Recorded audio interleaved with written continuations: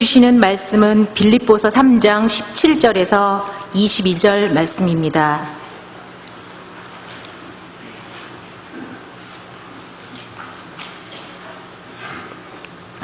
형제들아, 너희는 함께 나를 본받으라. 그리고 너희가 우리를 본받은 것처럼 그와 같이 행하는 자들을 눈여겨보라. 내가 여러 번 너희에게 말했거니와 이제도 눈물을 흘리며 말하노니 여러 사람들이 그리스도의 십자가의 원수로 행하였느니라. 그들의 마침은 멸망이요 그들의 신은 배요 그 영광은 그들의 부끄러움에 있고 땅의 일을 생각하는 자라. 그러나 우리의 시민권은 하늘에 있는지라. 거기로부터 구원하는 자 곧 주 예수 그리스도를 기다리노니 그는 만물을 자기에게 복종하게 하실 수 있는 자의 역사로 우리의 낮은 몸을 자기 영광의 몸의 형체와 같이 변하게 하시리라. 이는 살아계신 하나님의 말씀입니다. 아멘. 기도 세 번째 시간입니다. 기도는 하나님과의 관계를 확인해 줍니다 라고 하는 제목입니다. 제가 미국 목회를 하면서 여러 가지 경험들을 많이 해보게 되었습니다. 어떤 미국 교회 하면서 어떤 분들에게 이야기를 들었습니다. 그분이 알고 있는 그 가까운 분이라는 그러한 얘기였고, 제가 그분에 대해서 갑자기 이렇게 생각을 하게 되었습니다. 무엇이냐 하면 그 부부관계가 굉장히 특별한 부부였었습니다. 그 두 부부는 특별한 일이 있는 것도 아니고 은퇴하신 정도의 나이였는데 직장 때문에 서로 나누어져서 사는 것도 아니었습니다. 기러기 아빠, 기러기 엄마 이렇게 있지만 그러한 상황과는 다르게 서로 선택해서 자기가 원하는 곳에서 살고 있는 부부였었습니다. 일주일에 한 번, 한 달에 한 번 이 정도 전화를 나눈다고 하는 그러한 이야기였었습니다. 그 얘기를 들으면서 다 같이 웃으면서 그게 어디 부부냐라고 하는 이야기를 했던 기억이 났습니다. 그런데 제가 목회를 하면서 여러 가지로 생각을 해보니까, 관계에 대해서 생각해 보니까 그런 관계들이 참 많다라고 하는 생각을 하게 됐습니다. 부부가 같이 살지만 진정한 영혼과 영혼과의 대화가 일주일에 한 번이 아니라 한 달에 한 번이 아니라 전혀 없는 부부들도 꽤 있다라고 하는 사실이었습니다. 거리상으로 떨어지는 것이 아니라 가까이 있음에도 불구하고 영혼과 영혼과의 만남이 없는 그러한 관계들, 이러한 관계들은 우리를 더욱더 외롭게 합니다. 뿐만 아니라 교회에 나오지만 참된 성도 간의 교제가 있지 않은 경우도 많이 있습니다. 사람이 두려운 경우들이 있습니다. 많은 사람들 속에서 살지만 외롭기 짝이 없습니다. 사람들이 관계가 풍성하게 된다는 것은 무엇이냐? 그것은 사랑하는 사람들이 많다고 하는 얘기입니다. 영혼과 영혼이 깊은 만남을 가질 수 있는 사람들이 많은 경우에 그 사람은 재산의 소유와 관계없이 행복하다는 느낌을 가지고 살 수가 있다는 것입니다. 좋은 친구들이 있고 내 마음을 이해해 줄 수 있고 나를 어느 상황에 있든지 변하지 않고 나를 변호해 줄 수 있는 친구들이 있게 될 때에, 영혼의 짝들이 있게 될 때에 우리의 삶은 축복을 받게 됩니다. 관계가 풍성해지면 저희의 삶은 넉넉해지고 힘을 얻게 되고 감사와 찬양이 넘치게 되는 것입니다. 그런데 이러한 인간과의 관계도 가장 중요하지만 하나님과의 관계처럼 중요한 것은 없을 것입니다. 하나님과의 관계를 통해 정말 영혼과 영혼이 하나님과의 성령과의 깊은 교제가 있게 될 때에 다른 사람들과의 교제에서 느끼지 못하는 아름다운 참된 만족이 있고 사랑이 넘칠 수가 있는 것입니다. 이러한 축복된 관계를 누릴 수 있는 그 수단들과 도구들이 많이 있지만 가장 중요한 것은 기도라고 하는 그것을 통해 우리는 하나님과의 관계를 유지합니다. 그런데 기도에는 여러 가지 장애물이 있습니다. 한 두세 가지 정도로 생각해 볼 수 있는데요. 첫째는 우리가 기도를 하게 될 때에 하나님의 이미지를 잘못 갖는 것입니다. 하나님과의 관계를 누려야 될 텐데 기도가 메마른 분들이 꽤 계십니다. 진지하게 기도해 본 적이 언제인지 생각나지 않은 분들도 계시고, 하나님과 더불어서 살아있는 그 관계, 기쁨이 있는 관계를 누려야 되는데 어떻게 할지 모르는 분들도 꽤 계십니다. 대부분 여러 가지 이유가 있지만 하나님을 저 멀리 계신 나의 상황과는 상관없으신 분으로 이해하게 될 때에 기도가 메마르는 경우가 많이 있습니다. 그분이 내 이야기를 들어주시는지 안 들어주시는지, 아니 그분이 계신지 안 계신지조차 모르는 그런 상황에서 드리는 기도는 참 오래가기 힘든 기도입니다. 그랬을 때에 저희들을 도와줄 수 있는 하나님의 신학적인 그러한 성경적인 배경은 이렇습니다. 하나님은 멀리 계시는 분이 아니십니다. 하나님은 저희 안에 계시고 온 우주 안에 계시며 우리가 그분 안에서 살고 그분 안에서 움직이고 존재하는 것입니다. 마커스 보그라고 하는 분이 새로 만난 하나님이라고 하는 그러한 책을 쓰셨습니다. 거기에서 이렇게 얘기를 했습니다.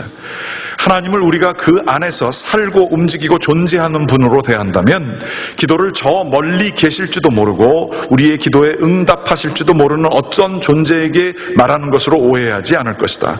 하나님을 바로 여기 그리고 온 누리에 계시며 우리가 알든 모르든 이미 우리와 관계 맺고 있는 분으로 안다면 기도는 하나님과의 관계를 시작하고 그 관계를 성장시키는 의식적인 노력이라고 할 수 있다. 기도는 하나님과 우리의 관계를 위해 정성을 다하는 것이다.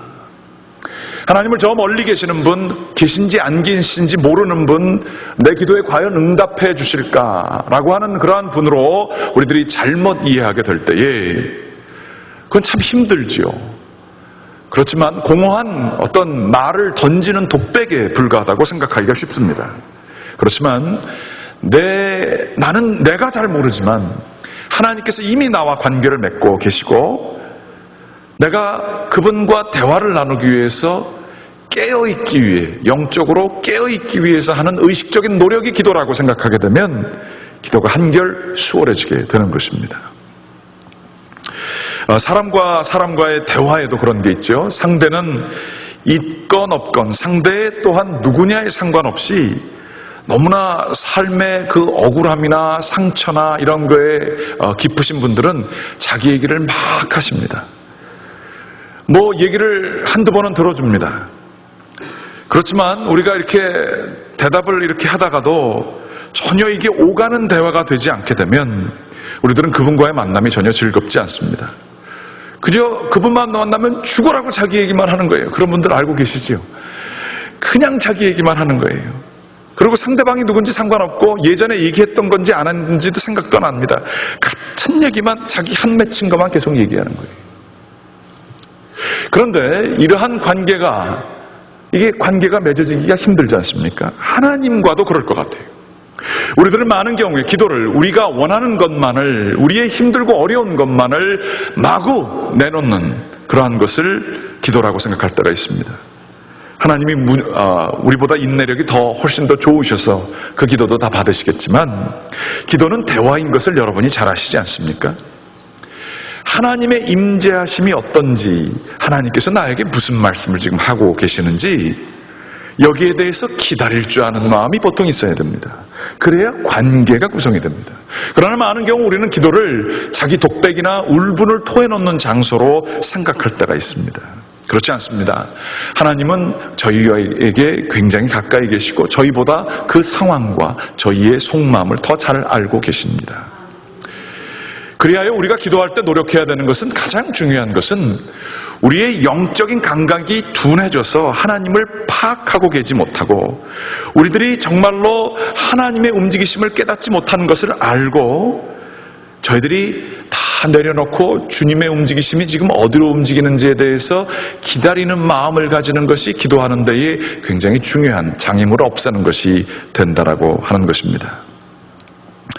제가 선교여행을 많이 다녀보게 되면 많은 분들이, 그리고 유스그룹 학생들조차도 교회에서는 하나님의 임재하심을 그저 못 느낄 때가 참 많이 있다는 거예요. 그렇지만 선교여행을 나오니까 하나님의 임재하심이 굉장히 강하다라고 하는 얘기입니다. 제가 그 얘기를 늘 듣고 저 자신도 그렇게 느끼면서 왜 그럴까 하는 생각을 해보게 되었습니다. 그랬더니 결론은 참 쉬운 곳에 있었습니다. 이 미국에서 우리들이 교회에 나오지만, 저희들이 예배 드리지만, 기도하지만, 찬양하지만 저희의 마음이 다른 곳으로 분산되어져 있기 때문에 하나님을 못 느끼는 겁니다. 멕시코라고 해서, 저희 선교지라고 해서 거기 하나님이 더 강하게 계시느냐? 그렇지 않습니다. 거기에서 우리들이 하나님을 더 가깝게 느끼는 까닭은 우리들이 하나님의 목적에 집중해서 거기 가 있기 때문입니다. 사랑하려고 갔고요, 섬기려고 갔고요, 그리고 저희의 시간을 바쳐서 그들에게 정말 무엇인가를 나눠주기 위해서 갔기 때문에 하나님이 원하시는 것을 가까이 하고 있기 때문에 거기서 찬양하게 되면 더 마음이 뜨거워지는 겁니다. 그리고 우리를 마음의 힘을 분산시키는 그 모든 것들을 다 제거하고 그것만 하러 갔기 때문에 하나님을 더 가깝게 느낄 수 있는 거예요. 그리하여서 우리들의 기도도 가장 중요한 것은 정말로 기도하게 될 때에, 하나님께 예배드리게 될 때에 다른 많은 것들을 끊어놓는 게 굉장히 중요합니다. 마음으로 훈련을 하여서 다 내려놓는 연습, 그 바쁜 마음, 복잡한 마음, 분노하는 마음, 절망하는 마음, 이 모든 것들을 자꾸 이렇게 내려놓고 주님을 집중하면서 보는 것이 하나님과 더불어 기도를 통해 관계를 새롭게 하는 중요한 것이라 볼 수가 있겠습니다.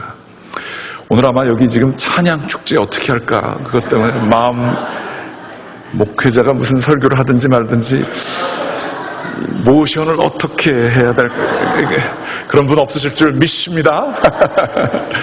하나님께 집중해야 돼요. 기도가 관계를 통해서 더욱더 집중하려면요, 좀 뭉텅이 시간을 좀 내야 됩니다. 한 10분, 15분 이 정도 기도해가지고요, 관계의 깊은 곳으로 갈 수가 없습니다. 왜 힘드냐 하면 하나님이 그렇게 멀리 계셔서가 아니라 우리의 이 복잡한 마음과 이 걱정들과 이 모든 것들을 내려놓는데 그렇게 시간이 걸리기 때문에 그래요. 그래서 그걸 내려놓게 될 때 관계가 구성됩니다. 두 번째로 우리들이 기도할 때 장애물이 하나가 있는 것은 하나님과의 만남을 우리가 무의식적으로 본성적으로 피하는 마음이 있습니다. 인간은 죄의 습관들을 포기하고 싶지 않아 합니다. 변화받아야 될 것들이 우리가 참 많은지를 우리 자신이 굉장히 잘 알고 있습니다. 그래서 하나님과의 관계를 맺을 때 그게 두렵습니다. 괜히 기도했다가 너무 깊이 들어갈까 봐 기도 못하는 분들 계세요. 괜히 성경 공부했다가 회개해버리면 어떡해요? 돈 낼까 봐 무섭습니다. 시간 낼까 봐 무섭습니다.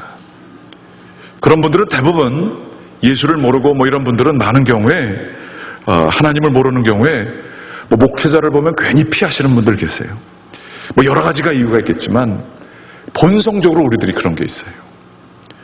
거룩하신 하나님 앞에 나오기를 두려워하는 마음이 있습니다.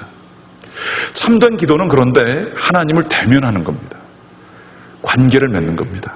그런데 우리들은 너무나 영적으로 어리석어서 나 자신을 끊임없이 합리화하며 하나님 앞에서 벌거벗고 모든 것을 내려놓는 것을 상당히 두려워합니다. 그러나 도망자들이 더 이상 갈 곳이 없게 될 때에 등을 돌리고 얼굴을 자기를 추적하는 사람에게 서로 마주보게 되는 것처럼 우리는 인생길에서 막다른 골목에서 어디 갈 곳이 없게 될 때에 그때에야 하나님을 마주보게 됩니다. 그렇게 마주보면서 절규하면서 하나님을 만나지요. 그것도 좋습니다. 하지만 영적인 훈련이 되어 있는 사람들, 기도가 뭔지 아는 사람들은 늘 기억하며 하나님과의 그 만남, 하나님과 얼굴과 얼굴을 맞대기 위해 그 하나님을 만나게 되면 우리의 것을 변화시켜야 되는 그 두려움을 극복하고 하나님과의 바른 관계로 들어가는 것이 기도인 것입니다.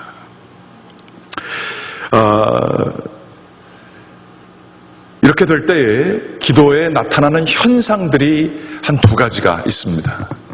참된 하나님과의 관계가 맺어지게 될 때에 나타나는 현상들, 그리고 이러한 단계를 건너가게 될 때에 우리는 축복된 하나님과의 관계를 누릴 수 있습니다. 그 현상의 첫 번째는 무엇인가?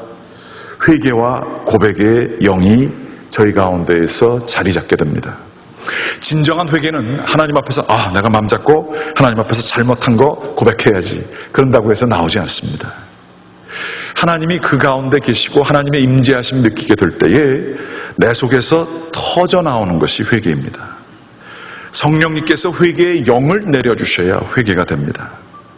자신의 죄성이 갑작스럽게 자각되는 것이 이게 기도의 깊은 하나님과의 관계를 맺을 때에 필수 불가결한 넘어야 되는 그러한 단계입니다. 보통 우리는 스스로 괜찮은 사람이라고 생각합니다. 보통 때는 우리는 수많은 사람들을 정죄합니다. 우리는 남들보다 더 뛰어난 의의가 있다고 생각을 합니다. 그 사람들에 대해서 불평합니다. 그 사람들의 한계에 대해서 하나님의 입장에서 그 사람들을 왈가왈부하면서 판단을 내리게 됩니다. 모든 사람들이 그렇습니다.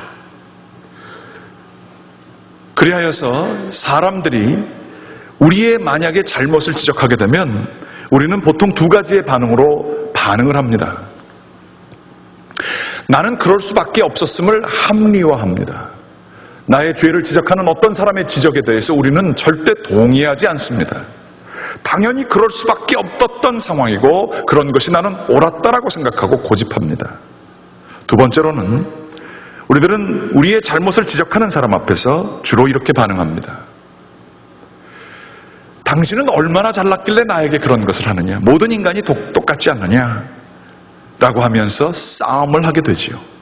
우리의 영혼은 이렇게 미꾸라지처럼 매끄럽기 짝이 없습니다.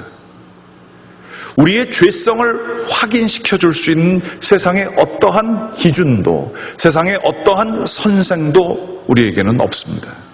특별히 나이가 들어가면 들어갈수록 우리들은 자신의 모습에 있어서 고칠 것이 있음을 깨닫게 되는 겸손을 잃어버리게 돼 있습니다. 점점 더 우리의 경험이 우리를 교만하게 하고 심지어 하나님 앞에서 그러한 것을 하기까지도 부담스러워하는 그러한 목이 곧은 백성이 우리가 되는 것입니다. 하지만 하나님과의 참된 관계는 하나님의 그 거룩하신 기준 앞에, 하나님의 그 뛰어나신 그 임재 앞에 고개를 숙이는 것입니다. 아, 하나님, 제가 죄인입니다. 마치 베드로가 예수님의 목소리를 듣고 고개를 잡은 이후에 내려서 주님, 저는 죄인입니다. 저를 떠나소서라고 고백했던 그 하나님과의 만남이 이루어지게 됩니다. 떠나는 것이 아니라 오히려 주님을 가까이 베드로가 하게 되지요.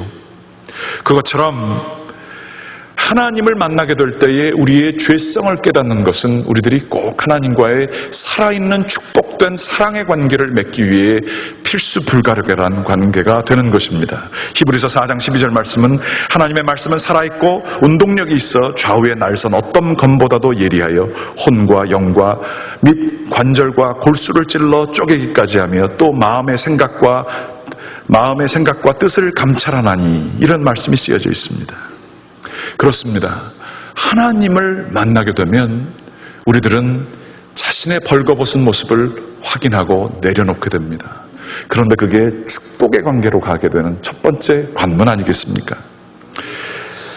제가 이 말씀을 그렇게 준비하고 생각을 하고 있는데요. 제가 지난 주도 중간 멕시코 선교행도 갔다 오고, 지난 목요일서부터 토요일까지는 또 뉴저지에 있는 목사님들이 1년에 한 번씩 만나는 연마다 모인다 그래서 연회라고 합니다. 거기 갔다 왔습니다. 그러고 나서 저희 자녀들하고의 관계가 좀 자꾸만 떠나니까 제가 그 아이들도 저도 그립고 저희 아이들도 저를 그리워합니다. 그런데 제가 집에 도착해서 아이들을 다 재우고 이렇게 하다가 이제 올라가는데 계단에 보니까 포스트잇이 하나가 써 있어요. 그게 뭐냐면 저희 딸아이 글씨인데 I am watching you 이렇게 써져 있습니다. 그래서 이게 왜 얘가 이런 걸 써놨었나? 그러고서 또 올라가서 방문을 딱 열려고 그러는데 집 방문 앞에 I am watching you 이러고 써 있는 거예요. 그래서 얘가 왜 이랬을까? 그러고서 잠자리에 들으려고 제 잠자리에 딱 하려고 그러는데 거기 또 I am watching you 그러고 써 있어요. 그래서 제가 그냥 어제 밤에 잤지요. 그리고선 이제 아침에 나오려고 샤워를 하고 난 다음에 옷을 갈아입으려고 제 옷장을 딱 이렇게 열려고 그러는데 그 옷장에 I am seriously watching you 이렇게 써놨었습니다. 얘가 왜 이랬나 그러면서 궁금하더라고요. 그래서 내가 이게 한참 동안 떠나 있어가지고 얘가 나를 그리워서 그러는 건가, 좀 서운해서 이런 식으로 얘기하는 건가, 아니면 그냥 장난인가, 그래서 이게 왔습니다. 그런데 이 죄에 대한 설교를 제가 하지 않습니까? 그러면서 이제 운전하고 오는데 제 마음이 이런 마음이 들더라고요. 이 녀석이 진짜로 나를 보겠구나, 이 아버지가 어떤 아버지인지를 얘가 다 지금 보고 있구나. 그러면서 이 아이들에게 실망시키는 아버지가 되지 말아야지. 그러면서 제가 이렇게 마음을 새로 다잡았습니다. 그런데 이 설교를 마무리하다가 갑자기 아니 하나님이 우리 딸 통해서 나한테 얘기하시는 거 아니야? 나의 죄를 I'm watching you, seriously watching you. 그런 생각이 들었어요. 여러분들은 어떠세요? 하나님 앞에서 나의 죄성을 다 깨닫고 회개의 눈물을 흘리신 적이 언제십니까? 하나님, 제가 지나쳤었습니다. 제 욕심이 많았었습니다. 그래서 내가 의도한 건 아니지만 상처 준 사람이 많았었습니다. 하나님 제가 사랑한다고 하고 교회 일도 많이 하고 여러 가지 이런 거 했었지만 하나님하고 관계에 있어서 제가 참 무심했었네요. 죄송합니다.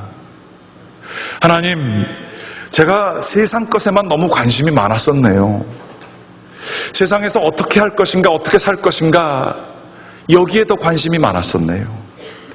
하나님이 나를 구원해 주신 거 확실한데 천국 시민이라고 불러주셨는데 그런 관계를, 하나님께서 나를 불러주신 관계를 누리지 못했었네요. 이러한 영적인 회개 언제 해보셨습니까? 오늘 말씀에 19절에 보면 이런 말씀이 쓰여져 있습니다. 그들의 마침은 멸망이요 그들의 신은 배요 그의 영광 그들의 부끄러움에 있고 땅의 일을 생각하는 자라. 지난번에 제가 이 말씀을 나눈 적이 있지만 어떤 타임 매거진에 부부가 10명이 넘는 아이들을 입양을 계속하는 겁니다. 그리스도의 정신으로 하는데 그 아이들을 입양하고 키우면서 이분들이 고백한 얘기가 있어요. It is so easy to get them out of the poverty. 가난 속에 있는 그 고아들을 우리 속으로 입양하는 것은 너무나 쉽다. 그거 굉장히 어려운 일인데도 그분들에게는 그거는 차라리 쉽다라고 얘기를 하고 있습니다. 그런데 이분들이 계속 얘기하기를 It is very difficult to get the poverty out of them. 고아들로부터 그 사랑의 결핍, 그 신뢰의 결핍, 이러한 것들, 그 가난, 그것을 그 아이들에게서 빼내기가 그렇게 어렵다는 거예요. 부모들로서 정말로 사랑해서 그 아이들에게 혼을 내줄 수도 있고 사랑하기 때문에 무조건적으로 사랑하는 그 사랑을 아이들에게 가르칠래야 가르칠 수가 없다는 거예요. 우리들도 마찬가지로 하나님께서는 우리를 구원해 주신 분이십니다. 하나님께서는 이 세상에서 저희를 구원해 주셨습니다. 세상 따라 살지 아니하고 하나님의 가족으로 만들어 주시고 우리를 구원해 주셨건만 우리들은 하나님과의 관계를 영적으로 저희를 사랑해 주시고 정말로 짝사랑하시어서 이 호세아서에 보게 되면 그 바람피고 나간 아내를 다시 돈 주고 찾아오는 그 사랑에 굶주려 있는 이 아버지 하나님, 이 하나님의 사랑을 우리들이 모르고 있어요. 누리지 못하고 있어요. 기도를 통해서 그 관계를 가져야 되는데 어떻게 하는지도 모르고 있어요. 그래서 내가 눈에 보이는 것, 나를 채울 수 있는 것, 그 가난한 아이들이 사랑이 없을 때 거짓말해서 물건들을 훔치고 거짓말해서 자기가 원하는 이익들을 찾는 것처럼 세상에 있는 것들을 추구하는 거예요. 땅의 일들만 추구하는 거예요. 그래서 자기를 높여주면 자기가 좋은 위치에 가면 그게 나의 영광이라고 생각하는 거예요. 그러나 그 영광은 그들의 부끄러움이라 이렇게 얘기를 하고 있습니다. 배를 채우려고 하고 욕심을 채우려고 하고 하는 그러한 모든 수작들은 그들의 신인데 그것은 그들의 마침은 멸망이라고 성경은 얘기하고 있어요. 이 불쌍한 우리들의 영혼, 세상 것에 가득 차 있는 저희들의 영혼을 하나님께서는 그렇게 얘기하시는 거예요. 하나님께서는 우리와 관계를 얼마나 맺고 싶어 하시는지 모릅니다. 성경에 그렇게 써 있어요. 제가 하는 얘기가 아니고요. 하나님은 얼마나 우리들과 더불어서 사랑의 관계를 가지고 하나님이 주실 수 있는 그 거룩으로, 하나님이 주실 수 있는 축복된 만남으로 이끌기를 원하시는지 성경에 그렇게 자명하게 써 있는 것을 여러분들은 아십니까? 하나님이 지금도 여기에 계신 분 한 분도 빠짐없이 여러분들을 향해 그런 마음을 가지고 계신다는 것을 여러분은 과연 아십니까? 주님께서는 구원하셔서 저희들에게 이러한 축복의 관계를 누리며 정말 무조건적인 사랑으로 저희를 끌어안아 주시면서 그래서 자발적으로 자기의 죄를 회개하고 주님의 영광을 구하는 삶을 살게 되는 성숙한 그리스도인의 저희 되기를 원하시는 것입니다. 그래서 그 다음에 나오는 얘기가 우리의 정체성이에요. 우리들의 가족은 누구인가? 우리들의 시민권은 어디 있는가? 하늘에 있는지라 거기로부터 구원하는 자 곧 주 예수 그리스도를 기다리노니. 그 다음 말씀 보여주십시오. 그는 만물을 자기에게 복종하게 하실 수 있는 자의 역사로 우리의 낮은 몸을 자기 영광의 몸의 형체와 같이 변하게 하시리라. 이게 하나님의 뜻입니다. 하나님께서는 저희를 거룩하게 만드시기를 원하세요. 우리들의 형체를 바꾸시기를 원하세요. 우리들이 소망하는 것, 우리들이 원하는 것 자체를 바꾸셔서 하나님의 영광스러운 곳에 우리들을 머물게 되시기를 원하시는 하나님이시라 하는 얘기입니다. 회개를 통해 하나님, 내가 너무나 땅에 집착하고 있었습니다. 내 욕심에 집착하고 있었습니다. 지나치게 나갔었습니다. 사랑하라고 하나님께서 붙여주신 나의 가족들과 나의 그 교우들과 나의 친구 사람들을 정죄하기에 먼저 앞섰습니다. 섬기지 못했었습니다. 아니, 그들을 오히려 아프게 한 원흉이 접니다 라고 하면서 하나님 앞에서 저희에게 주신 그 귀한 손님들과 같은 분들을 우리들이 섬기지 못했음을 깨닫게 되는 회개의 영이 있게 되는 것, 이게 기도를 통해서 가능한 거 아니겠어요? 하나님은 이 기도를 통해 저희를 만나시기를 원하시는 줄을 여러분께서 다 믿으시길 바랍니다. 두 번째로는 이 기도는 많은 분들이 하시는 분들도 계시지만 잘 몰라서 못하시는 분들도 있습니다.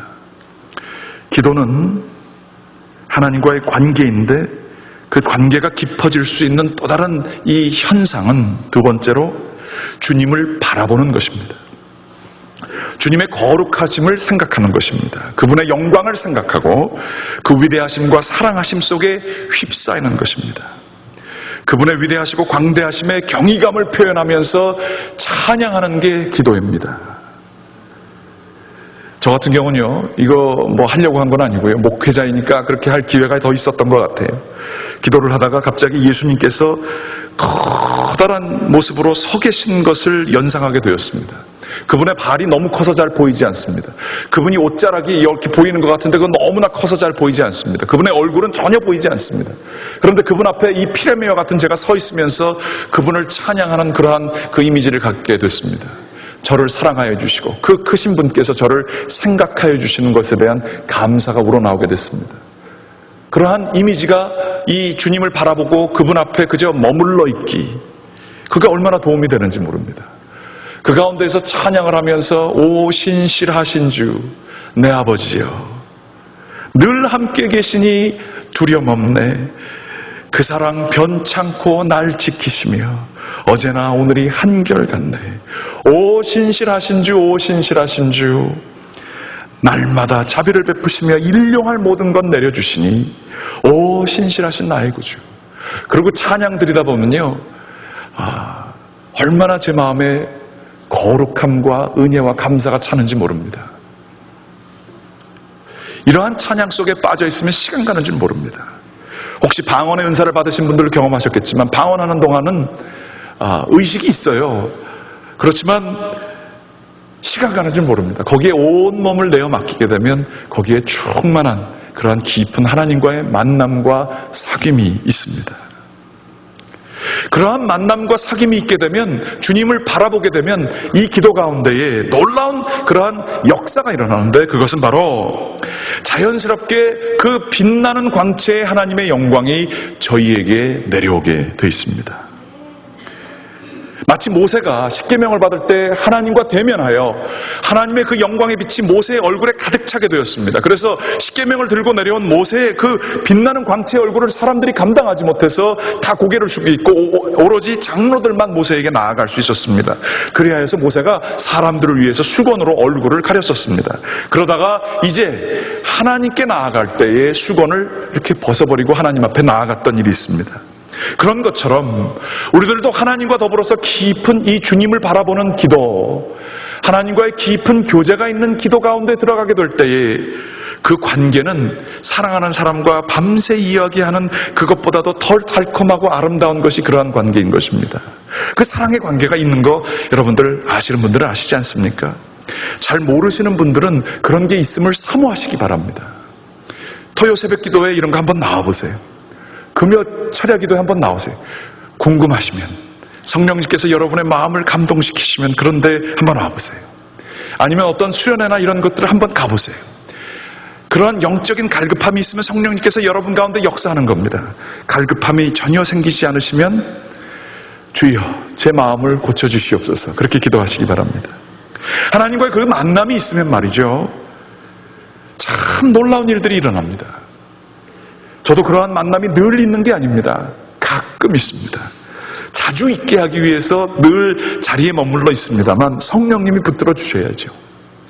그런데 그 만남이 있게 되게 되면 세상에 흔들리는 바람에 나는 겨와 같이 이것 때문에 화가 나고 이것 때문에 절망하고 이것 때문에 교만해지고 뭐 이러한 모습들이 있는데, 그러한 것들을 다 버려둔 채로 시냇가에 심은 나무가 시절을 쫓아 과실을 맺는 것처럼 내면에 있어서의 안정을 누릴 수가 있습니다. 말을 많이 안 해도 됩니다. 뭔가 가득 안이 차 있는 사람처럼 움직일 수 있습니다. 하나님과의 관계가 돈독하기 때문에 그렇습니다.